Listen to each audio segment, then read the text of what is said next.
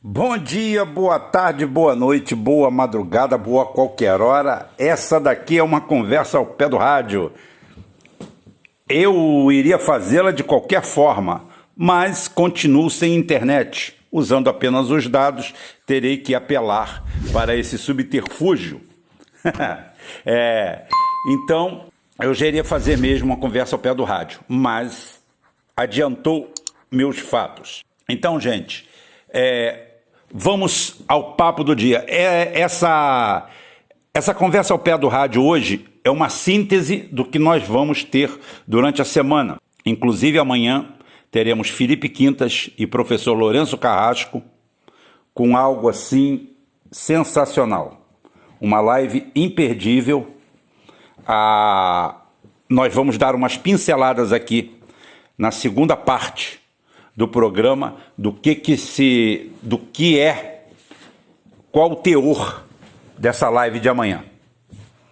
Essa live é surpreendente porque ela vai mostrar para vocês que, ao contrário do que se pensa, a CIA não veio aqui colocar ordens ou dar ordens. Foi o oposto, mas isso você vai saber amanhã. Esse detalhe você vai saber amanhã. Enquanto isso, eu fico aqui instigando, apurrinhando e aborrecendo alguns amigos meus com a minha retórica. Do momento que o Bolsonaro vive dentro do país. Bolsonaro está calado, quieto, não acuado, está na defensiva. E todos os ataques parecem redundar em absolutamente nada. Nada. A CPI da Covid já mostra para onde vai tudo. Claro, tem amigos meus, prefiro não citar o nome, que toda hora me passam aquelas manchetes, aquelas delações bombas, daqueles mesmos. Diário do Cu do Mundo, 2471, e Henri Cagalho, Bugalho, Escaralho, todos eles. Ontem mesmo eu publiquei no meu clickbait um print da capa de um dos intragáveis programas daquele Leonardo Estrupício, um negócio desse, de dia 16 de maio, uma bomba. Dia 16 de maio, para quem não sabe, conhecido mais como mês 5, ou seja, há 2 meses atrás, dia 16 de maio, ele anunciava para o seu público de idiotas, porque eu não posso classificar como outro público, de idiotas e de imbecis, que no dia seguinte, provavelmente dia 17, porque depois do dia 16 só vem o dia 17, né? Vem outros dias também, mas como era o dia seguinte que ele anunciava, a Michele e o Flávio Bolsonaro, ou não sei quem, a Michele e o Flávio seriam presos. Vocês viram como é que eles foram presos, né? O bom de tudo é que esse pessoal chega no dia seguinte com a cara mais lavada do mundo e aplica outra, e ficam assim. Como eu vejo aí, como eu falo, o Marco Antônio Villa, todos os dias tem a mesma temática repetida à exaustão. E parabéns, deve estar batendo quase 1 milhão de inscritos. São cracudos, são gente que se vê obrigada a receber essa dose de crack. E nada disso que eu estou falando serve como leniência para o Bolsonaro, mas sim para o momento em que nós vivemos e que nós passamos. A última tentativa de atacar o Bolsonaro parece até patética e risível. Patética e risível porque segundo consta, uma trilogia criada pela UOL e repercutida pela Globo, uma tal de bomba que eu, quando soube, é o seguinte: gravações incriminam Bolsonaro. Falei, poxa, gravações? Gente, gravaram o presidente da República e estão publicando? Ou então eram gravações pretéritas e estão sendo usadas agora, tá? E eu, curioso que sou, fui lá olhar o que estava acontecendo. Bem, A Andréa Siqueira Vale, que vem ser ex-cunhada do Bolsonaro, denunciou que seu irmão André Siqueira Vale tinha parte ou a maior parte do seu dinheiro recolhida num esquema de rachadinhas. Acusou ainda o Fabrício Queiroz e ainda colocou que o dinheiro era recolhido por um tal coronel da reserva, Guilherme Santos Hudson. Deu nome aos bois, falou tudo isso. E a gravação, que eu pensei que era uma gravação em tempo real, numa conversa, na realidade é uma entrevista. Ela faz uma gravação e passa para a mídia. Sem entrar no mérito da questão, se verdade ou não, isso tem o valor técnico, jurídico e até de opinião de uma nota de R$ 3,52, tá? Uma nota de R$ 3,52 feita numa folha de A4, numa impressora com baixa resolução, tem mais valor do que isso. Isso para mim demonstra apenas uma coisa: já estão jogando pedra e areia em cima do Bolsonaro. Rubem, mais uma vez você está defendendo o Bolsonaro, chama ele de mito. Eu não vou chamar ele de mito porque eu não vou chamar um Bolsonaro de mito. O Bolsonaro está mais para uma mentira. Uma mentira porque ele se elegeu em cima de um tripé, em cima do nacionalismo, da família, disso tudo. Eu não vejo ele defender absolutamente nada. Eu vejo as situações ocorrerem aqui, eu não vejo Felipe Neto na cadeia por chamar não o Bolsonaro, o presidente da República em exercício de filho da puta, eu não vejo absolutamente nada. Eu vejo as coisas ocorrerem aqui, a revelia e nada acontecer. Se bem que a gente pegou o costume, porque para quem não sabe, né, a New Left, a esquerda, ela patenteou a inteligência brasileira. Só eles são inteligentes. Só eles são sábios, só eles são cultos, mais ninguém. O monopólio da inteligência brasileira se encontra na esquerda. Dá para ver porque eles tomaram conta, a New Left tomou conta da Universidade Pública Brasileira e a afundou. Afundou, aqui não está afundada, está escondida atrás de uma fumaça. Uma fumaça, uma névoa de cannabis enorme, aonde ali atrás se esconde a Universidade Pública Brasileira. Mais uma vez já vou falando, não tenho nada contra quem fuma maconha, cada um faz o que quer da sua vida. Agora não faça dos seus maus exemplos, exemplos para ninguém. Quem fuma cigarro está dando mau exemplo. Quem fuma maconha está dando mau exemplo 2 vezes. Quem cheira cocaína está dando mau exemplo. É um mau exemplo. Uma péssima coisa que você faz. A mesma coisa que quem come gordura se entope de gordura, quem está acima do peso, eu estou acima do peso, eu não estou dando um bom exemplo. Isso é verdade. Eu não estou falando para ninguém seguir os meus passos, meus conselhos, seguir os meus conselhos para ser igual ao que eu estou. Eu estou com sobrepeso. Eu estou precisando perder uns 10 quilos pelo menos. Então eu não vou chegar aqui e dizer que o meu modelo de corpo é perfeito. Então nós temos que fazer isso. Como sempre foi feito na humanidade, como sempre foi feito em qualquer coisa. Não que fossem defeitos, mas ninguém nunca usou isso para enaltecer nada. Né? As características que nós temos. Se somos gays, se somos isso, se somos aquilo. Nós entramos nesse rodamuinho, tá? nesse sumidouro que parece que não tem fim. Então o monopólio da inteligência brasileira é da esquerda e não consegue perceber que o Bolsonaro parece praticar a velha máxima de Napoleão. Tá? Tem alguém assessorando ele mais esperto do que vocês. Mais esperto do que vocês pensam. Tá? Porque quando você vê o seu inimigo errando, dá uma força. Deixa ele continuar errando. Quanto mais ele errar, mais lucro você tem.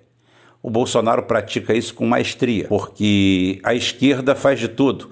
Hoje o PT entrou na justiça para variar, porque eles adoram a justiça. Eles amam a justiça. Da mesma forma como se apaixonaram por urnas que não podem ser auditadas, urnas que não podem ter os votos contados. Imagina, a esquerda que diz defender a democracia, a liberdade, está incomodada com uma máquina que imprime os votos. Imprime os votos e deixa eles lá em berço esplêndido, pronto para serem contados se cair em exigência ou se houver necessidade. absolutamente aqueles votos não vão ser contados. Eles vão ser contados por amostragem, ou serão contados se houver uma pendenga judicial, alguma querela em que simplesmente esses votos estarão acautelados na justiça eleitoral. Outra excrescência brasileira. Ninguém precisa de justiça eleitoral. Isso é mais um ninho de ratos, isso é mais um incômodo, isso é mais um estorvo, isso é mais um gasto, mais uma fonte de corrupção num país que parece verdadeiramente a Escandinávia, pelo menos para o andar de cima. Para o andar de baixo não tem nada. Falando hoje com meu filho, eu estava falando que o pior investimento no Brasil é ser trabalhador. Ser bandido é bom negócio, ser assaltante é bom negócio, ser golpista, então, não tem dúvida nenhuma. Essas quadrilhas que estão dando golpe aí, fazendo pirâmides com o Bitcoin, são os mesmos que davam golpe com a Telex Free, que davam golpes com outras e continuam dando golpe. Até porque o brasileiro tem uma tendência natural para cair em golpe.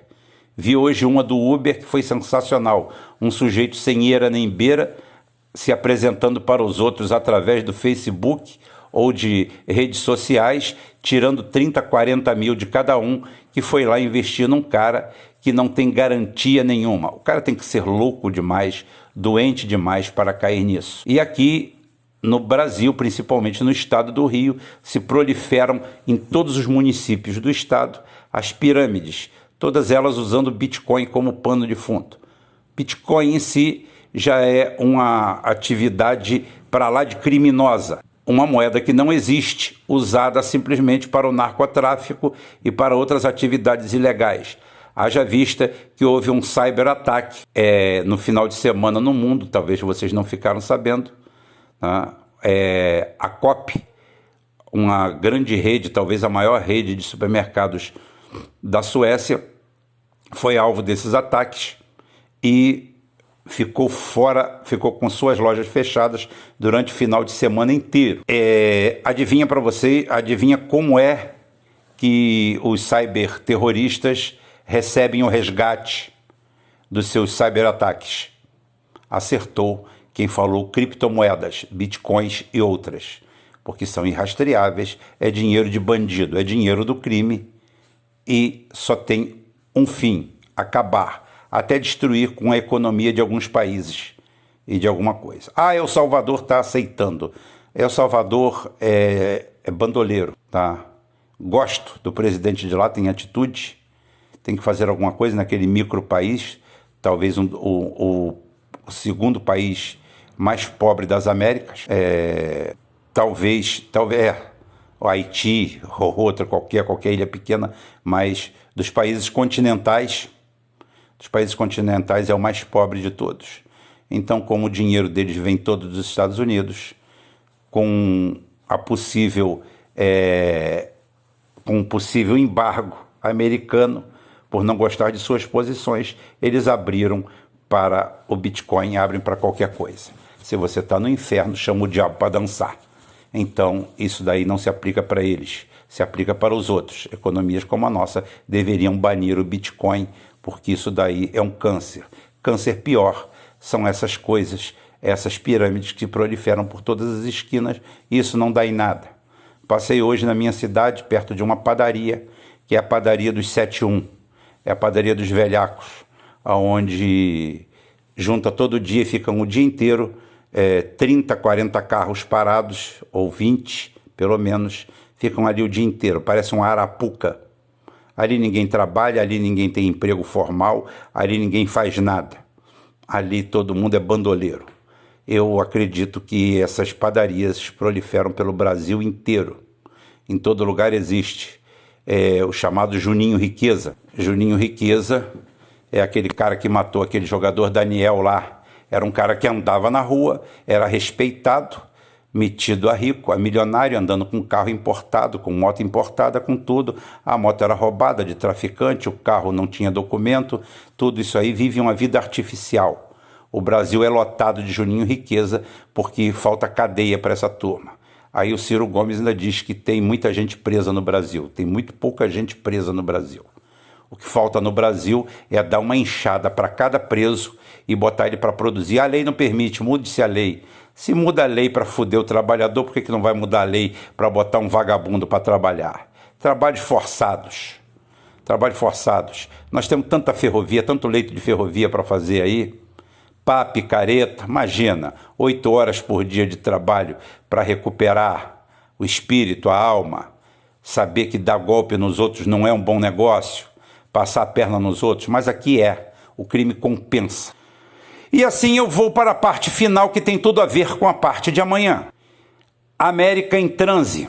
América em transe, América em transe, a Iberoamérica, que começa no México, se estende até a Argentina, ao Chile, passando pelo Brasil, país português, mas íbero também, de origem portuguesa, colonização portuguesa, porém latino e íbero como os outros. Todos eles passam por um processo, um terremoto. Nós temos um terremoto surdo em toda a América do Sul, em toda a Iberoamérica. México com López Obrador, que dentro da legalidade e dentro de suas limitações, consegue fazer um governo forte em relação aos Estados Unidos, um governo altivo, mudando algumas estruturas. O México é um país multifacetado como o Brasil, mas também é um imenso país de recursos naturais, sem contar o que lhe foi roubado pelos Estados Unidos, né? O México era para ser o sétimo maior país, sexto maior país do mundo, porque se o México fosse do tamanho que ele deveria ser, os Estados Unidos não teriam o tamanho que tem, tá? Então o México deveria ficar apenas atrás da Austrália, Brasil, Austrália e México, provavelmente, mas lhe foi surrupiado isso.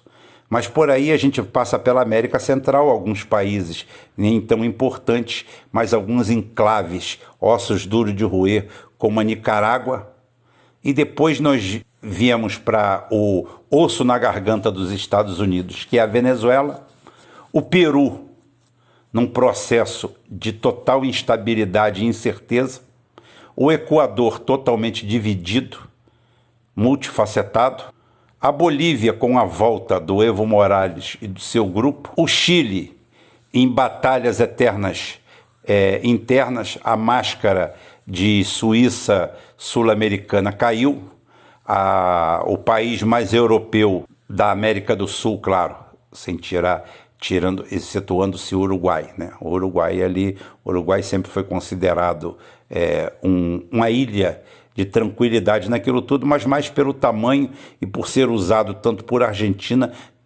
como pelo Brasil, como um lugar bom para se botar dinheiro, se lavar dinheiro, colocar offshore. A realidade é essa.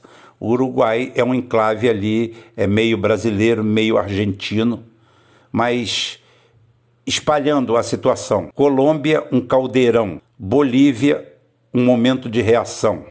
México, reerguimento. Chile, a destruição de todo o modelo europeu de país perfeito, sociedade maravilhosa.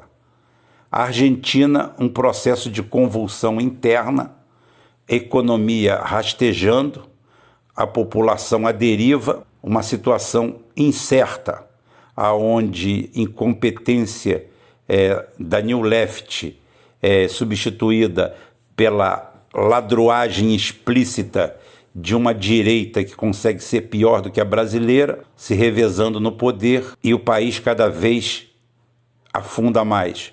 Um país milionário, assodado por grupos sionistas, com a maior colônia sionista, talvez da Iberoamérica, e a grande incógnita disso tudo, que é o Brasil. É isso que nós vamos ver amanhã.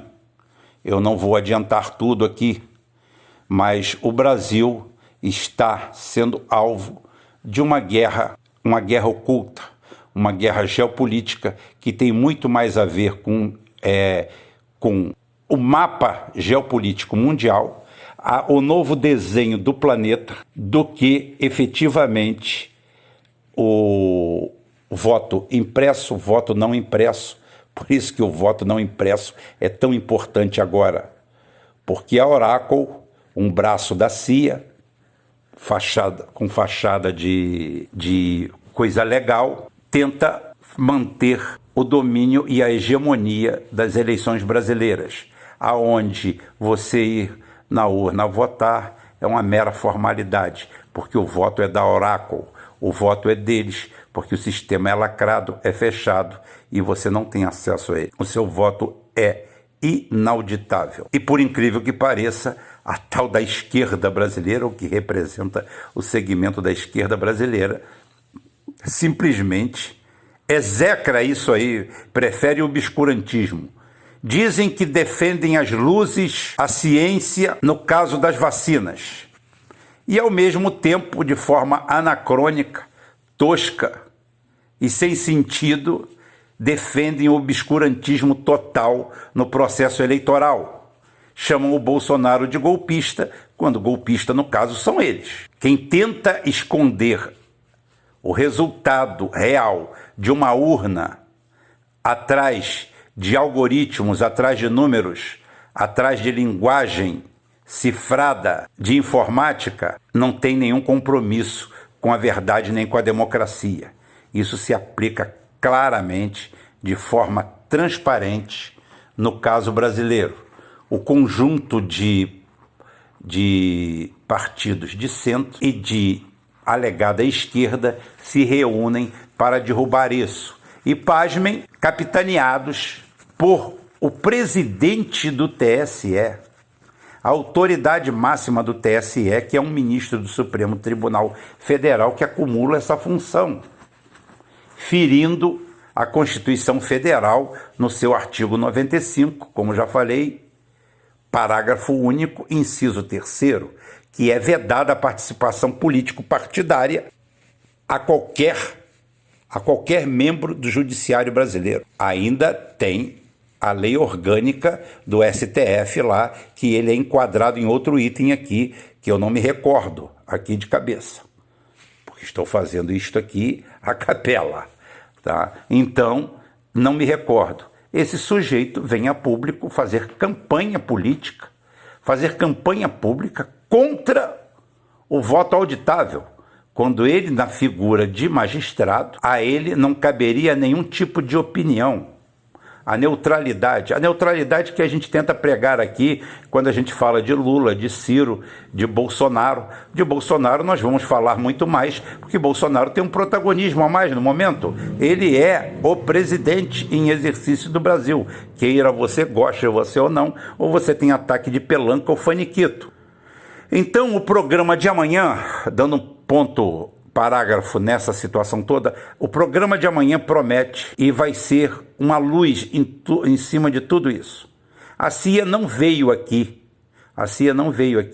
para dar ordens ou entregar cabeças ou pedir cabeças. Não vai fazer o que o Maduro disse, que estão tramando para matá-lo, não sei o quê. Ninguém precisa vir ao Brasil numa visita aberta, formal, protocolar, tá? Diplomática do chefe, do diretor-geral da CIA. Ele veio aqui paparicar o Bolsonaro, estou adiantando coisa demais. Ele veio aqui agradar o Bolsonaro. Ele veio aqui pedir desculpas pela atuação do Departamento de Estado americano na situação do Ricardo Salles. Ele veio aqui dar subsídios. Ele veio aqui, talvez, trazer de presente alguns dossiês, alguma coisa. Não principalmente aquele que poderia envolver 3 ministros do Supremo em participações criminosas continuadas, tal como pedofilia, narcotráfico e sodomia praticada através de ato homossexual. É isso que corre, é isso que rola. Isso é outra vertente, isso é outro papo, isso é papo para outro programa. O programa aqui hoje é papo reto. É mostrando isso aí. As armas contra Bolsonaro, todas elas parecem arma de destruição em massa, só que quando você vai ver, não é absolutamente nada. E Paulo Guedes continua fazendo o que todos os ministros da Fazenda fazem na República Nova: destruir, saquear o Brasil. Ele faz apenas a parte dele, o que lhe coube nesse latifúndio. faz isso de forma continuada, sob os aplausos e auspícios de todo mundo. Só falta a esquerda brasileira bater palma para ele. Mas como o BTG Pactual já criou um fundo, acreditem, depois do Bitcoin, acreditem, criou um fundo de investimento em maconha. Eu aguardo para breve que eles apliquem dinheiro no segmento de estouro de caixas eletrônicos, arrombamento de carro fortes e assaltos em geral. Só falta isso para o BTG, porque roubo é o que não falta. Então, Bolsonaro está longe de ser o ideal, está longe de ser alguma coisa aproveitável que vai levar o Brasil a algum lugar melhor do que está. Porém, a sua oposição realmente assusta. Assusta demais, e nós vamos saber um pouco disso amanhã.